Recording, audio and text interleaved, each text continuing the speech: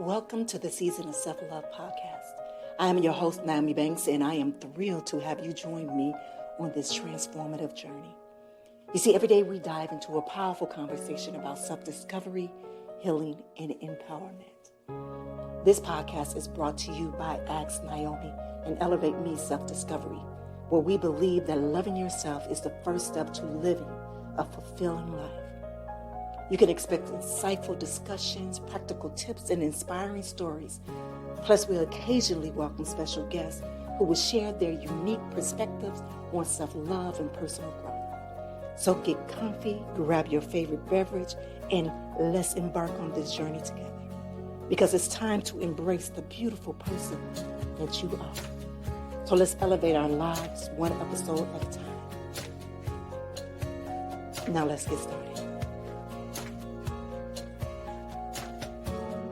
All right, my beautiful people, well, welcome to the Season of Self-Love, your daily dose of inspiration and growth. I am your host, Nyomi Banks, and as we explore our journey of letting go, we have a very powerful guest who guides people from trauma to freedom through deep understanding and somatic healing.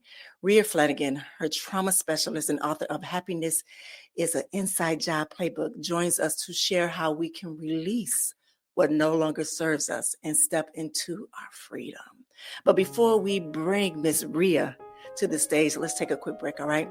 It's your girl, the Goddess Nyomi Banks, here on the Season of Self-Love podcast, and we'll be right back. Washington Wellness Institute focuses on healing always. For me, if I look good, then I feel good. If I feel good, then I share the good. If I share the good, then I celebrate the good. If I celebrate the good, then I live the good. So I can be paid to be my greatest. But I have to learn the good to be the good. So, what does it take to be the greatest? It's as simple as a free 15-minute consultation. Be kind to yourself and heal always.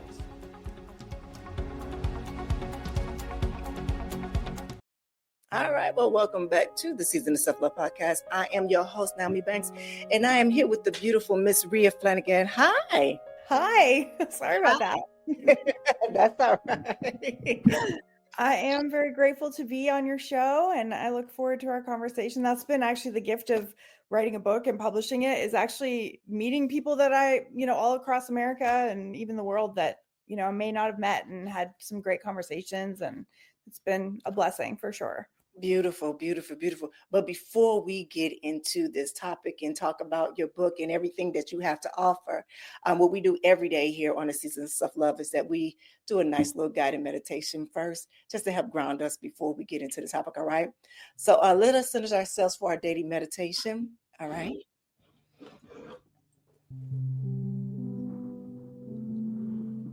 Find your comfortable space. Take a deep breath in, centering yourself. Now feel where you hold tension, where you carry old stories, and where you're ready for release. Breathe into those spaces, into possibilities, into freedom.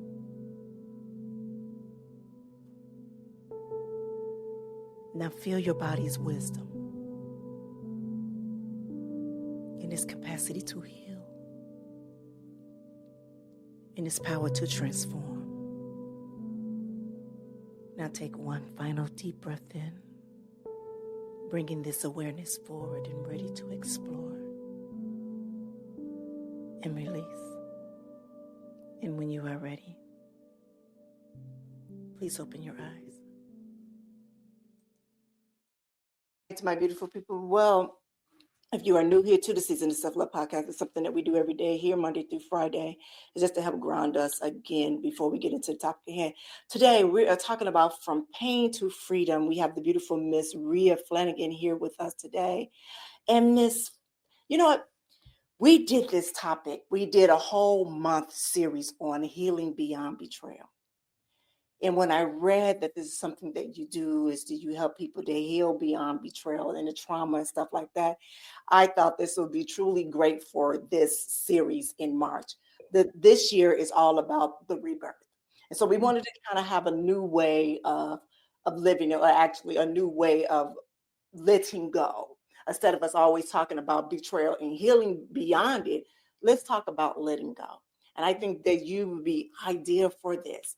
Now, you offer a 3-day empowerment workshop that takes people from pain to freedom. What's the first step to that journey?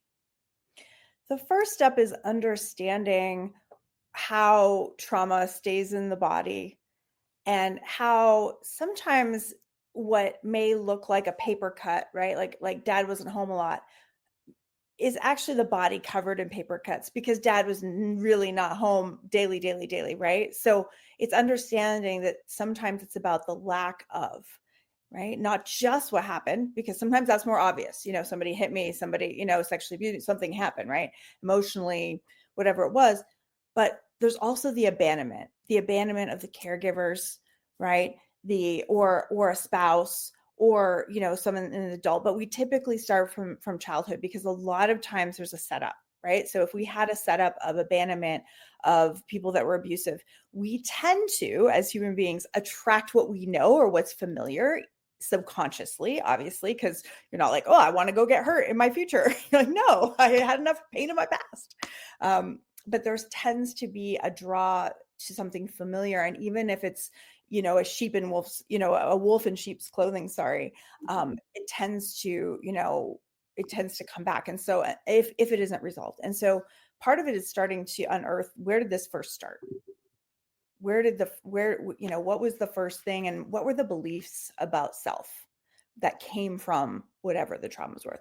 And really these beliefs are created 5 years old, like really young, right? Into teenage years. And then they're repeated, because anytime something reminds that person of I'm not good enough, or I'm not lovable, or, they go check. Oh, it's true. Yep. See, it's Passed true. on. Yeah. Mhm. And so their perception is right through this belief, right? It's like wearing these glasses that are like, I'm not good enough. And so I see, right, then everywhere that proves that I'm not good enough, and every failure I've had, and it becomes so ingrained. And so we're breaking patterns, we're addressing them, we're getting mindful about them. And then we do experiential work to move it out. So it's not just cognitive, it's in the body. We've got to move these things out, applying different techniques, Gestalt, psychodrama, different ways to really actively participate in a new narrative. I love. And releasing, right? Giving back carried shame, because a lot of times as victims, we're holding the shame of the perpetrator. I love that. So let me ask you this: how does the systematic work? Does somatic work help in releasing the trauma? Yes, absolutely. So there's a lot of modalities that are used and evidence-based now, and really research. EMDR is one of them, but a somatic experience, again, been around 40 years, Dr. Peter Levine's work. And that's really starting to understand how the nervous system, our fight, flight, freeze response to trauma, right, gets embedded, and then in our body, stored in our body. And when there's a trigger of something that reminds us, right? And it could be something that reminds us of that time we felt like, we weren't good enough, or we weren't lovable, right? And then all of a sudden our body goes kind of into this big reaction, a fight. I call it like a trigger. So if a way to describe that is, if we're feeling like between 0 to 10, we go straight to 10. That's a trigger, right? Yeah. It means we jumped outside of our prefrontal cortex and we went right into the nervous system. It was like, I feel like I've got to run from the tiger, but there's no tiger. Right. Mm-hmm. Right. But why? Because it's reminding us of a time that something happened that was maybe a tiger, right? Was abusive, was really dangerous. And so our body goes back into the either fight, flight, or freeze response. And so you've heard maybe the saying, like, if we're hysterical, it's historical. Mm-hmm. So we're looking at that, and we're starting to like go to those places, those wounds, and then starting to release, right? Doing different techniques to help release, address some of this narrative writing, breath work, body work, and with a big thing Dr. Peter Levine's famous for is pendulation. So we work with the nervous system. We're really trained on like noticing, right, where the body is. Sometimes I even, in my coaching practice, I do touch work with my workshops. It depends on the person. Some people aren't appropriate for that, right? Some people, it is the thing that like helps release, right? Because a lot of times if we have trauma when we're a baby, that is like nonverbal. There's not the words to work that out, right? And so sometimes it's doing work of like holding the neck and the head. It's like helping them to like release this trauma that happened before they had words. Because how do you work it out or process it if you don't have words for it? Right. So touch work is really powerful, and SE does that. I also did base training with Dave Berger, who's a PT and MFT and an SE instructor. And so it's this combination, right, of figuring out first the person, what's going to work for them. Everybody's different. So I also tailor my workshops to the person. And so, yeah, but there's a lot of techniques. Unfortunately, talk therapy isn't going to do it, right? We can tell our story and our trauma and over, and it can still live in our body. Right. So let's do this. Let's go back. Let's go back on how did Ria start this? How did you come about becoming a trauma specialist or a coach, or, how did you start? I definitely had my own traumas that from childhood.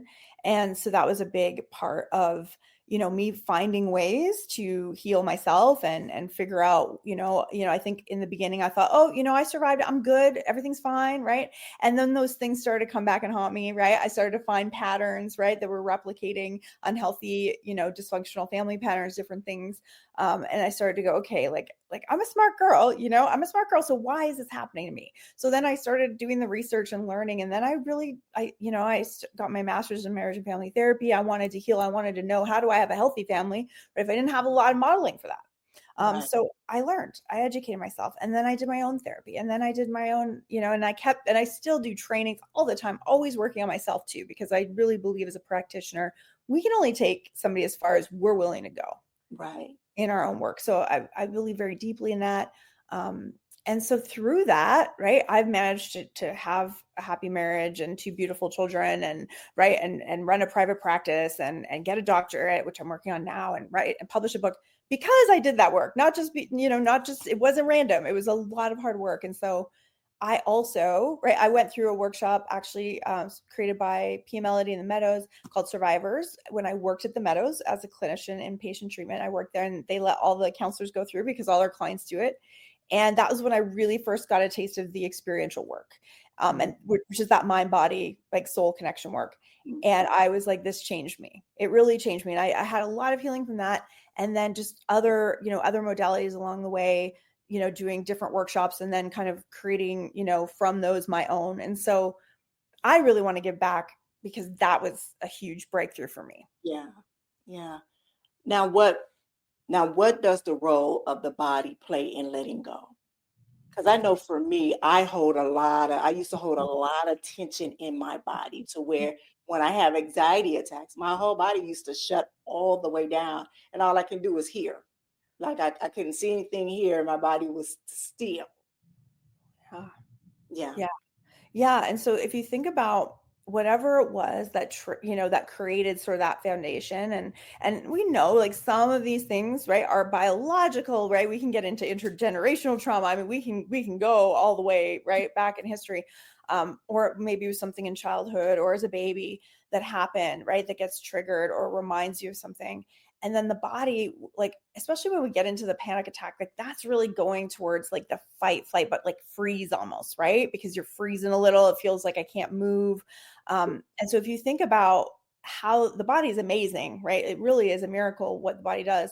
And so when we're being attacked, right? So say we were running from a tiger, we're going to have fight, flight. So we're going to have the adrenaline to run away. But when our body, like something goes, and it's not up here, it's not in the prefrontal cortex, it's not cognitive, it's more of that like instinct sensory stuff. It's like the tiger is going to catch me, right? And so then your body knows, your brain are not working at this point, you're just running, right? And then your body senses that it's over, like this, I'm going to get eaten, freeze. And what that does is it shuts everything down, so you're not going to feel it. So a lot of times when a survivor, for example, somebody that survived rape may have this like shame, then this is really common, like, oh, like I didn't fight back. Well, probably because your body was frozen, right? Your body was doing, if your body sensed that this person is too big, right? And I don't have that, like, it just goes into freeze. It's not something we decide. It's really more, right, at that instinct level. And so and that was what protected them. And so they might, not remember it clearly even, or, they kind of dissociate, but then they feel bad because like, why didn't I fight, or why didn't I do this? It's like, well, actually your body was trying to protect you, right? From feeling, from remembering, from all of that. So I hear a lot too with childhood trauma is like, I sort of didn't remember. And then all of a sudden something happened. I started having these memory, and it's like, yeah, because your body was trying to protect you. Wow. So it's just a different way to start understanding and learning about the body and how the nervous system is there to protect us, and how maybe some of those reactions and things that we did, they weren't decisions we made. The body was trying to just do what it had to do. Right. Think about animals in nature, right? They have a lot of instincts that are just there. They're just born with them. We have that too with our nervous system. So though, right, if we don't have a tiger chasing us now, that's not helpful. And that's where I really educate people around. If you're having triggers where you're having panic, you're having these different things, work with a trauma specialist, work with someone that works with these different types of modalities that can help you work that out of your body, because it's not helpful anymore. Right? Mm-hmm. May help you in that moment that it actually, you were running from the tiger, right? Or the perpetrator, whoever it was, the attacker. But now it's just like repeating patterns, right? It's kind of, I describe, if you were to like, on a whiteboard, I'll draw like a big rock, right? And I'll draw a river, right? And we're going down the river. This is like sort of our life. We're going down the river and there's ups and downs and we're fluid and we're flowing. And then all of a sudden the trauma happens and it's like that big rock, right? Instead of just like going around it, we start circling it. Circling it. Mm-hmm. And so when you're circling that's that trauma reaction, that's that trauma state. And so until we sort of go in with a modality, right, a trauma specialty, we break that up so the person can then move through it. It doesn't mean that it's not still like, wow, that was awful that happened, but it gets to a place where I can emotionally like cope and I can move past it. It doesn't ruin my day. I don't get triggered by it anymore. And it's really amazing, like doing that work and seeing people go from like a 10 to like, we're doing EMDR, we're doing something. They're all like, oh my God, like, I can't even stay with the memory now. Like, it's not that I don't remember. It's just not, it's not like holding me the way it did before. Right. When you say that, because usually when I like have these anxiety or panic attacks, it usually happens when something new and great is getting ready to happen in my life. It always, and why I'm laughing, because I think about it when I was pregnant, when I was on bed rest with my second baby, my second and my third baby. The whole entire time I was having an anxiety attack, it was something new that was happening in my life that was great, but it was something new that was changing. And I think that the last time something was happening is when I was retiring from the industry and starting a new business, being a fashion designer from there. And then it was happening. I was like, what the heck is happening? Otherwise, it never happened anytime. It was just during those times when something new and unknown to me that was happening. You understand? Yeah. And I think too, like, it's interesting from going back to the nervous system, is excitement can mimic fear. Oh, yeah. Mm-hmm. The body actually like processes excitement and fear the same way. So, and transition and newness, right? The unknown, that can bring fear, right? Yeah. Even if it's good. And so, that's a big thing. So when good things are happening, people can go through a lot of stress too, because especially, even if it's a lot of money or, right, a big promotion or whatever, there can be just that stress of the unknown and what does this mean? And, who am I now? And big stress can come out of really good things too. Just like the excitement can mimic the fear response. Wow. You know what that just knowing that's crazy. And why I say that is so crazy. Just last year, we were just getting off. We read Change Your Paradigm, Change Your Life by Bob Proctor. And you know how you hold on to certain bad habits and certain things that you hold on to. And knowing that you get ready to have a great change in your life, something different, and something that you want that excitement for. And I think through my through learning all of this, just even through my healing process just of life, period, it's like, wow. When something new is happening, you are so unsure on what's happening. You're so familiar of the old, you're unsure of the new. So it puts you in that fear. But then he also says about the ignorance. We all are ignorant at a certain point in life that we don't know. And I remember at the end of the year, I remember saying, I will no longer live in ignorance. I would no longer. And like I just release it, release it from out and looking forward to just the new. And that's why I pinned this whole year to being the year of the rebirth, to be reborn again, just in the newness of everything. Yeah, I love that. I love that. And I think it's interesting too. So SE is a lot of pendulation. And so sometimes like when I'm working with clients that have the newness coming, I also talk about like pendulating it, right? Like stepping into it, right? Mm-hmm. Like putting your feet in the water, right? And then slowly easing in and getting that temperature. And if you can create that in any way, it's helpful because if you think about it, if you jump into that cold water, right, you might go into that shock, right? Mm-hmm. You might, because you didn't acclimate. Mm-hmm. And as human beings, again, we seek the familiar. Yeah. We seek that. And so when things are big changes, it can create a lot of what you're sharing, right? And for a lot of people. And so even if someone wins like a huge contest, things like that, sometimes like it's followed by a stroke or right, like these hard, like a physiological symptoms, right? So there is that piece of like really easing into that newness and allowing some types of transition. Even when I built my practice, I was working somewhere else. So I was slowly building and that felt safe because I had a little kid, and I didn't want to not, because people say, oh, leap and have courage. And I'm like, sometimes it's actually like, have a good strategy, and go slow. It's so funny because I always say I was a sprinter in high school and college. I was a runner. I was a sprinter. Now I'm running my marathon. I'm a long distance runner now. I'm no longer a sprinter. There you go. Yeah, I'm no longer a sprinter. But that is how I live my life. I used to be a jumper. I would jump head forward, just in and just swimming. I taught myself how to swim. Like I'm in the deep end. I can relate. I will say I can relate, and I'm just learning still, but I'm learning how to go slower as I get older too. My nervous system doesn't support that as much as it used to. That's true too, right? Like we can dive right in when we're young and then we get older. We're like, well, maybe I just put my foot in right here. So it could be having grace and giving yourself some space with it too. Yeah.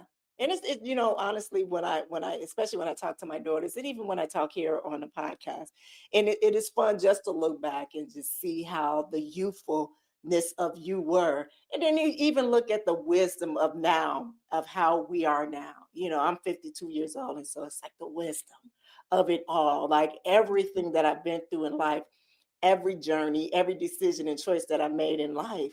I am so happy and grateful for each and every one of them because it's built who I am and my character and who I am when I have been able to build this platform without going through those things. You understand? And so for that much, man, I love it. I wouldn't have been able to meet you, Yeah.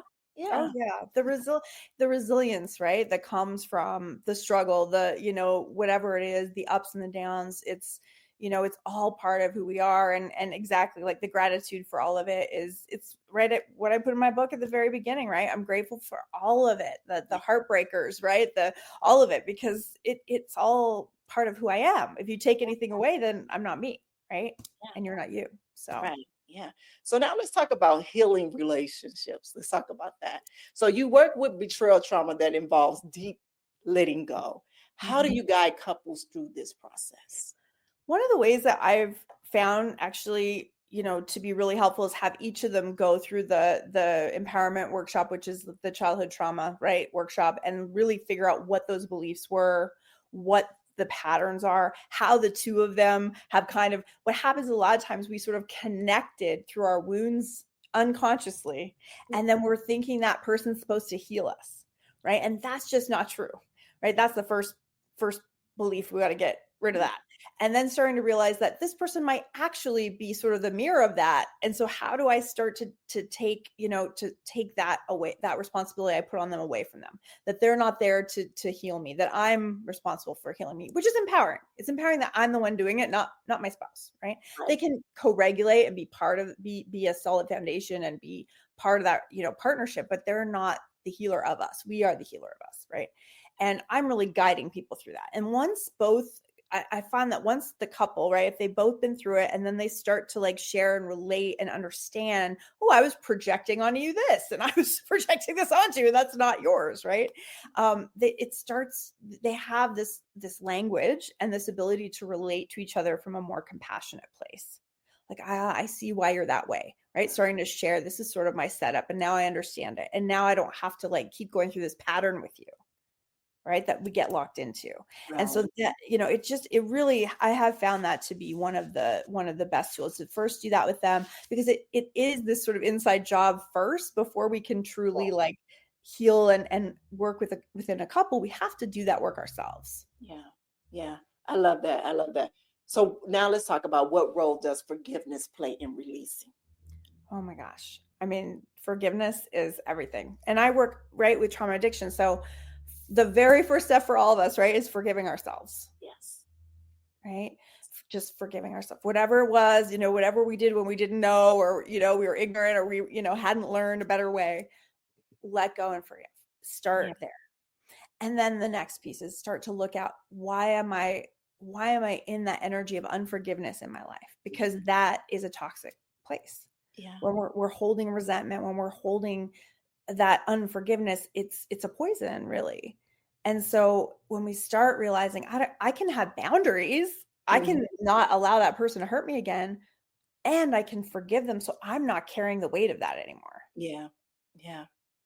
I think that's so real, and just challenging. In my book, I talk about that, and I have an activity around just notice where you're maybe ready to forgive someone, maybe where you're still thinking about if you're going to get ready, right? And maybe where you're not ready. And that's okay too, because we don't want to do this spiritual bypassing type of like fake forgiveness, like oh, I forgive, I'm good. Like, no, that's not real. You got to process it. You got to think about it. You got to allow the emotions. You got to heal it too, right? Before we can really let go, we've got to heal and accept that, yes, that was hurtful. Yes, that broke my heart, and I feel a lot of pain and whatever it is. And so that you can process through it. And because otherwise it's a kind of a toxic forgiveness, or someone's forcing you to forgive. It's like, no, that's not real. Like, I got to really do my work around it and let it go. Yeah. A couple of months ago, I had this guest on, and she was about forgiveness. She came on about forgiveness, and she talked about forgiving the energy around the action. And it was something that I never thought about. It was like once she said it, it like hit it right on the head for me. I was like, oh my God, you are so correct. And so we don't do that. I mean, a lot of people don't do that. Now, for you, is that something that you agree upon? The energy around the action. Yeah, I'm trying to tell me more. Like the energy. So I don't know. I'm a very spiritual person. And I believe that even in intentions and energy, it all comes way. So just say, for instance, like you said, well, I forgive you for what you've done. I forgive you. But when you say, I forgive you, and the energy around it, that means the intentions of my intentions is to truly forgive you, to truly forgive what had happened, the feelings that I have around it, that whole energy that had came upon. So embracing the whole situation. Yes. Yeah. And I think that there's an acceptance too, maybe around that. At least like my perception of that is when we're forgiving all of that, there's also maybe this piece. I don't know, when I sort of think about the big picture and I sort of talk about this with clients, it's like, well, what happened to them, right? When somebody's hurting people, they've been hurt, right? And so there's this piece of I can have even compassion for someone that's hurt me, because I get that that's not their authentic self. That's not their best. I get that. Right. And so there is that piece of all of it. And also to this place of I get that. I'm not going to let you do it again. Right. I got my boundaries, and maybe we don't even talk again, but there is this piece about, I get that, I don't think anybody comes into this world or whatever, I'm going to go hurt people. That I don't think that is a place for most people. So again, I can relate to that. I think there is this all encompassing, and there's also looking at the culture, right? There's some toxicity for sure in our world, in our culture. We do not have peace on earth, right? And so we're navigating a toxic culture. Mm-hmm. Yes, I totally agree with that. What does a deeper intimacy look like after release? More vulnerability, right? I think when partners, especially with betrayal and things like that, there's a lot of trust loss. It has to get gained back. There has to be things, boundaries and things in place to feel safe in that relationship. But as time and through processes, what I see is, again, the walls coming down, Mm-hmm. having healthy boundaries. So I'm not, just accepting bad behavior again, but also a vulnerability again, an openness, right? So they can connect in a new dance in a new way. So let's talk about practical tools. Questions for actionable insights. What somatic practices can listeners start using today?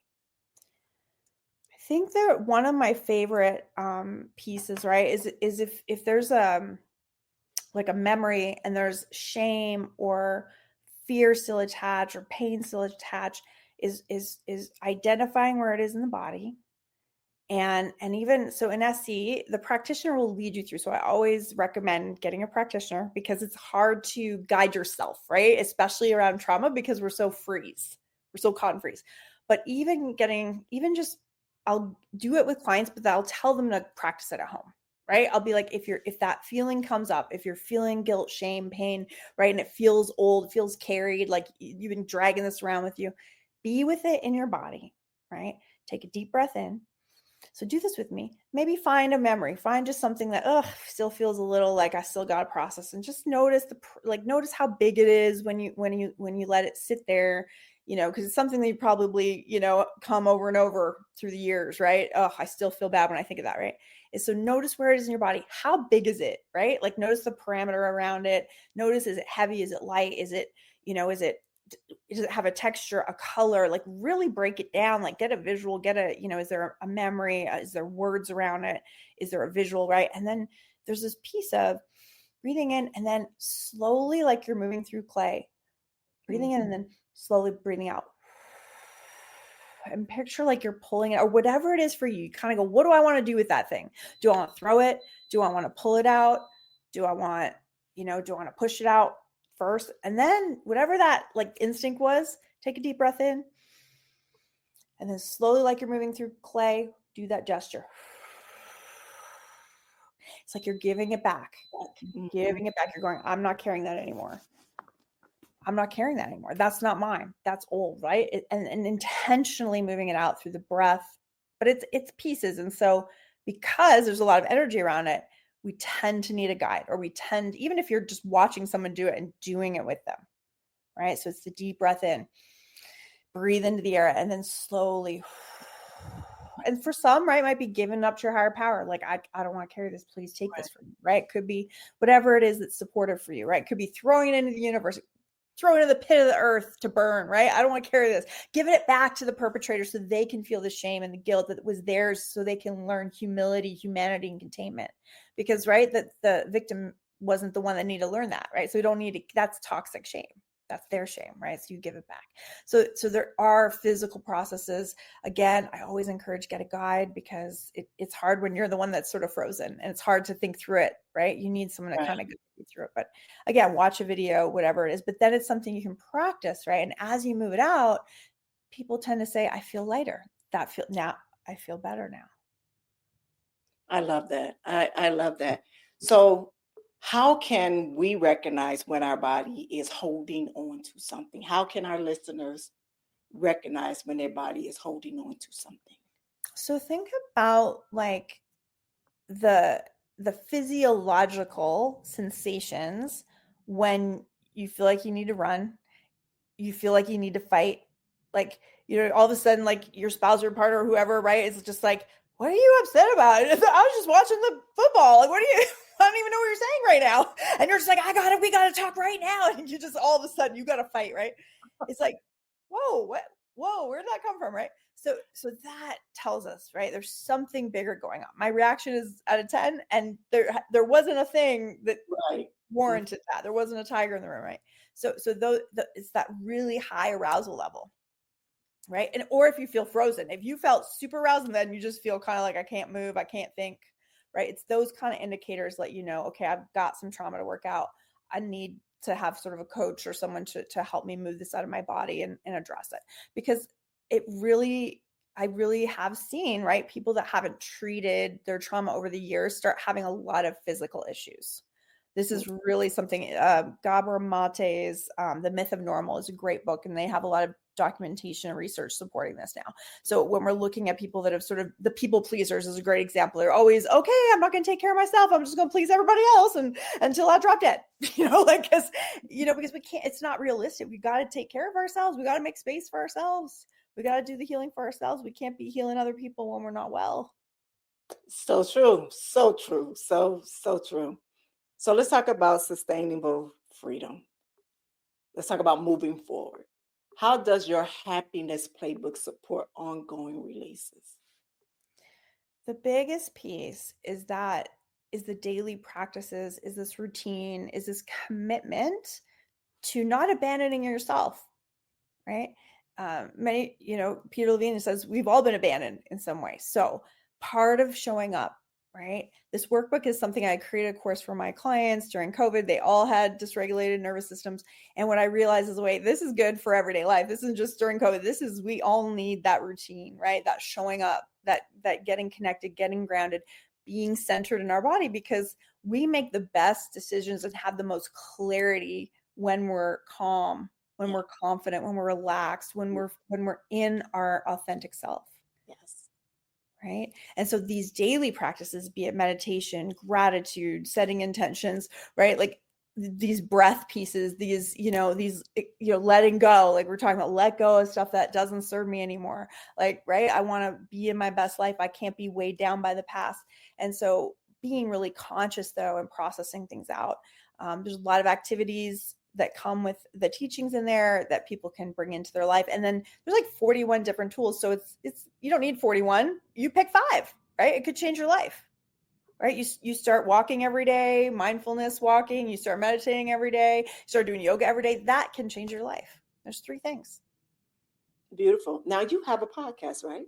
I do Happiness Playbook series. And I created it after I wrote and published my book, Happiness is an Inside Job Playbook, because I wanted to get it out there. And then it really just became about these awesome conversations, connections with other like-minded people that are trying to help people, and then bringing that to the community that I built.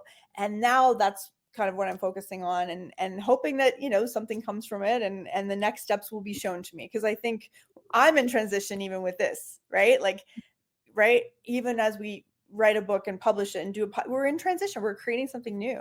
So I can't tell you where it's going to go or what's going to happen, but I feel still called to be doing it. So is that what it's like for you also, doing this podcast? Yes, it is. It's been so transformative. Like it really has. It's been an amazing journey. I've been able to meet a lot of great people, human beings, my soul partners, teammates is what I call them, my teammates. Truly, every guest has become, this is the home. I just said we all teammates. You are part of my team. We're teammates here, because I believe we all have a common ground, is serving one another and making this world a better place for us all. Really, we are. We all have a different language, and we're just trying to speak our language that someone else can hear, period. And that's what it's all about. Yeah. That's truly what it's all about. Yeah. I think that with everything we've been through since COVID and all of it, I think there has been this calling to people that are like-minded to join forces in one way or another to just help, right? Like whatever that looks like, and whatever our part is, right? Yeah. I think it's really special, and it's been really, really eye-opening too. I love learning. I'm a lifelong learner.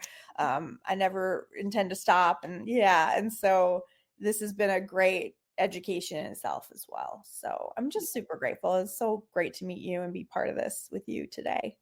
Thank you. It's been an honor. It's been truly. So let me say this. I love when you said early on that not only have you went through therapy yourself, even through, because that's one thing that you you rarely hear from someone of your stature that knows that, no, I need to go through the work as well. So I know, make sure that I'm at least guiding them the right way, that I know the techniques that I'm teaching them, that I've went through them as well. And I love that. I love that because that tells me that you're on the ground floor right along with your clients, Right. so yeah. Yeah, I'm not here, right? I'm just like, hey, I did this, it worked for me. I got education tools I can share and hold space. And I think it is about holding space. Yes. You Yeah. know, because again, it's teaching someone how to come back into themselves, into their intuition, into their inner healing, right? Because we can't fix anyone else, right? That's not a thing. And No. so really what it is holding space, guiding, right? Yeah. Giving tools. If that person's going to pick up those tools or not is up to them. We can't make anyone. We can't change or make anybody change. Exactly. Well, where can our listeners connect with your work? YouTube, Spotify, a bunch of other podcast places, but those are some main ones. And it's Happiness Playbook series. My website is www.rise, R-I-S-E, up, U-P, recover, RECOVERAZ.com, riseuprecoveraz.com as in Arizona. And yeah, and you can check out the workshops, my course, my book, Happiness Inside Job Playbooks on Amazon, Barnes & Noble. Check it out. Daily practices. You're good. It's also really beautiful. I had illustrators and different photographs. It's really, really visual. So I'm a visual learner. So if you're also a visual learner, it will pull you in. There's a lot of that. And then a lot of other resources. So if you're a coach, if you're a therapist, it is the book that I wish I had when I first started. I wish someone had handed me this book because it's full of resources and other things to give clients. And my other therapist friends have been using it with their clients, so that I'm grateful for that. And so please check it out. It's helpful, and I hope that it helps you. Beautiful. Do you have any final wisdom about your journey from pain to freedom? I think that it's a practice. It continues, right? I'll pull back the layers, and then there's another thing, and I'm like, and that's okay. That's okay. It's part of the journey. Yes. That evolution, right? I don't want to stop evolving. Yes. I love that. I love that. I truly do love that. Again, thank you, Ria. Thank you so much. Thank you. And to my listeners out there, I want to thank you all for just continue to support and just tuning in here every day here to the Season of Self-Love. And thank you just for showing how to release with the wisdom and just stepping forward. This is Nyomi Banks here, and you are listening to the Season of Self-Love. Thank you, Nyomi. Have a good one. Thank you. Thank you for joining us on this journey of discovery and empowerment here at the Season of Self-Love podcast. Remember, embracing self-love is a continuous journey, and we're so glad to have you with us. So if you enjoyed today's episode, please leave us a review. And don't forget to join our community on Facebook at Season of Self-Love.